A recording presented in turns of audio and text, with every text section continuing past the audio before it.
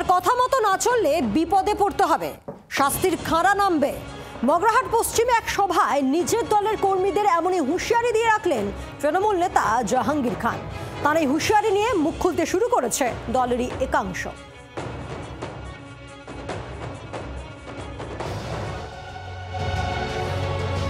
কথায় আছে, যে আছে লঙ্কায় সেই হয় রাবণ। বাংলাও তার ব্যতিক্রম নয়। দায়িত্ব পেলেই সমূর্তি ধারণ করেন নেতাদের একাংশ।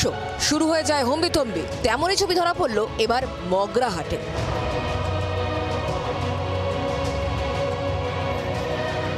দলীয় মঞ্চ থেকে দলের একাংশকে হুঁশিয়ারি দিয়ে বসলেন জাহাঙ্গীর খান। মগরাহাট পশ্চিম বিধানসভার ভাতৃদ্বিতীয়ার একটি অনুষ্ঠানে হাজির হয়েছিলেন ফলতা বিধানসভার তৃণমূল পর্যবেক্ষক। সেই মঞ্চ থেকেই নিজের দলের কর্মীদের কার্যত শাসানি দিয়ে রাখলেন জাহাঙ্গীর। তাদেরকে আমি সাবধান করে দিয়ে যাচ্ছি, তাদের ব্যক্তিগত স্বার্থে দলের ক্ষতি করে জাহাঙ্গীর খান কোনদিন ছেড়ে কথা বলবে না। কারণ যখন অভিষেক ব্যানার্জি যখন আমাকে নির্দেশ দিয়েছেন যে মগরাহাট পশ্চিমটা দায়িত্ব দিয়ে দেখার জন্য, আজ থেকে আমি শুরু করলাম। আগামী দিনে আমার দলের কর্মীরা যদি ভুল করে নিশ্চয়ই তাদেরকে আমরা শাস্তি দেব। আর যদি দলের ছেলেরা কোনো ভুল না করে তাদেরকে যদি কেউ বিপদে ফেলার চেষ্টা করে, আমি বারবার বলে যাচ্ছি, বুক ফুঁকে বলে যাচ্ছি মন থেকে, আমি তাদেরকে ছেড়ে কথা বলবো না। অর্থাৎ এখন থেকে মগরাহাটে তিনিই সব, তিনিই বস। দায়িত্ব নিয়ে সেই বার্তাই কি দিয়ে রাখলেন জাহাঙ্গীর? তার হুঁশিয়ারি পরে সিঁদুরে মেঘ দেখছেন মগরাহাটের তৃণমূল নেতা কর্মীদের একাংশ।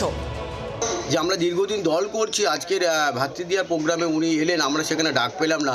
তো আমরা তো চাইবো দল যাকেই দায়িত্ব দেবে তার সাথে কাজ করতে, কিন্তু কর্মীদের ধন্দাটা কাটাতে হবে।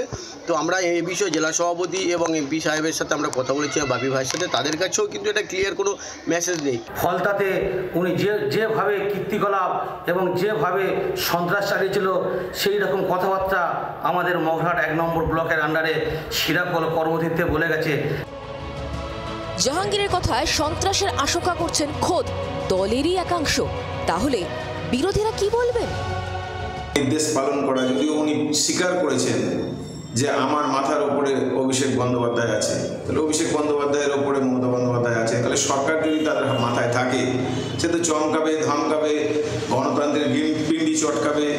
সব হিংসার অবসান ওই জনতা আজকে তোমাদের মিটিয়ে দেবে, এটা মনে রেখো। দাদাগিরি মস্তানি দিয়ে কোনোদিন রাজত্ব কায়েম করা যায় না। এখন প্রশ্ন হচ্ছে, জাহাঙ্গীরের হুঁশিয়ারির পর এলাকার শাসক দলের নেতাকর্মীরা মুখে কুলু পাটবেন, নাকি ভোটে তীব্র হবে গোষ্ঠীকন্দল? উত্তরের অপেক্ষায় মগরাহাট পশ্চিম। নকিবউদ্দিন গাজীর রিপোর্ট, জি 24 ঘন্টা। বাংলার আওয়াজ, বাঙালির আবেগ, জি 24 ঘন্টা।